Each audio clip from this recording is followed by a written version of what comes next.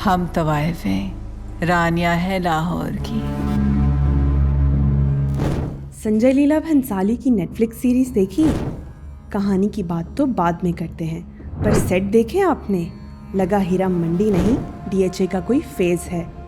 ये बड़े बड़े महल नुमा घर जैसे किसी रिटायर्ड जनरल, ब्यूरोक्रेट या प्रॉपर्टी डीलर का घर हो, और इन घरों की मालिकिन जिनको सीरीज़ में हुजूर बोलकर मुखातिब किया जाता है, बिल्कुल जैसे हमारे यहाँ आजकल बड़ी अदालत के बड़े जज को पुकारा जाता है।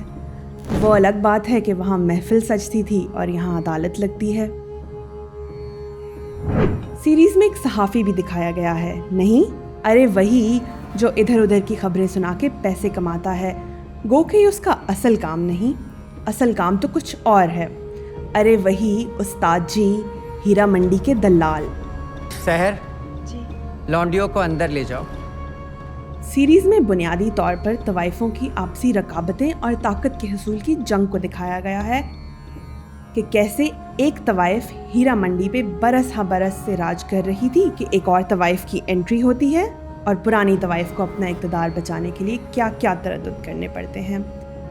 मज़े की बात, तवाइफ की औलाद हीरा मंडी की सियासत का हिस्सा बनना ही नहीं चाहती, मगर इन्हें इनकी माँ मजबूर कर देती है कि वो भी इसी हीरा मंडी की हुजूर बने, ये जानते हुए भी कि इनके अंदर वो वाला टैलेंट ही नहीं जो बड़ी हुजूर में है। और अगर हीरा मंडी में शाही महल की शमएं रोशन रखनी है तो इन्हें इस नई चालबाज और शातिर तवाइफ से हाथ मिलाना होंगे।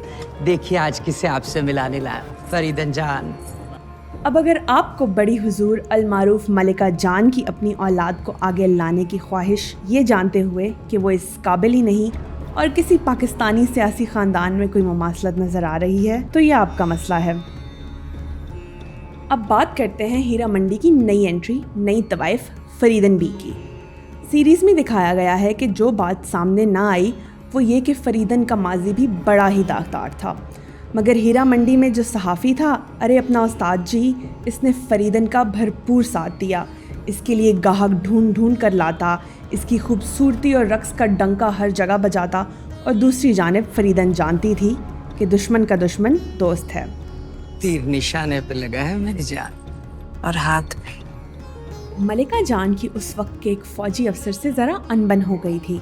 फरीदन ने मौका गनीमत जाना और उसी अफसर के साथ हम बिस्तर हो गई और जाल बुनने लगी अंग्रेज़ फ़ौज के साथ मिलकर मलिका का इक़्तिदार और गुरूर ख़त्म करने का, और इसमें कामयाब भी हो गई। हुआ ये कि अपनी फ़ौज ने मलिका का रेप कर दिया। अब ज़रा रुकें, फरीदन और इस सियासी खिलाड़ी जिसने पाकिस्तानी सियासतदानों की फ़ौज के ज़रिए आबरू रेज़ी करवाई और इक़्तिदार संभाला, इसमें और फरीदन बी में आपको कोई मुमासलत नज़र आ रही है तो एक बार फिर ये आपका मसला है। जब मुल्क जल रहा हो तो महफिल सजाकर नहीं बैठा जाता। आज से हीरा मंडी का सर किसी के सामने नहीं झुकेगा। अब यहाँ पाकिस्तान के मौरूज़ी हालात और हीरा मंडी की तवाइफों की कहानी का रुख दो मुख्तलिफ सिमतों में निकल जाता है। मलिका के रेप के बाद मलिका खुद अपना शाही महल फरीदन को सौंपने के लिए तैयार हो जाती हैं, लेकिन यहाँ एक अजीब सूरत हाल पैदा हो जाती है। फरीदन की गैरत जाग जाती है। वो लालच और हिरस में बहुत लबरेज होती है, मगर अपने जैसी एक तवाइफ की आबरूरेज़ी के बदले में मिलने वाले इक़्तिदार पर बैठने से इनकार कर देती है, और फिर पूरे हीरा मंडी की तवाइफें यकजा होकर अंग्रेज़ फ़ौज के ख़िलाफ़ मोर्चा निकालती हैं। इस नगमे के साथ हमें देखनी है आज़ादी।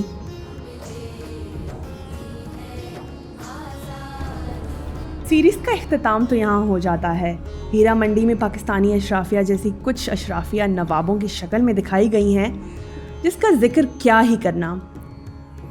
खैर, अगर आपको लगता है कि आप सब भी तो हीरा मंडी में ही रह रहे हैं तो कोई ज़्यादा गलत नहीं लग रहा, मगर हीरा मंडी की तवाइफों की गैरत जाग गई थी और इस वक्त की जाबिर फ़ौज के ख़िलाफ़ सब यकजां थे।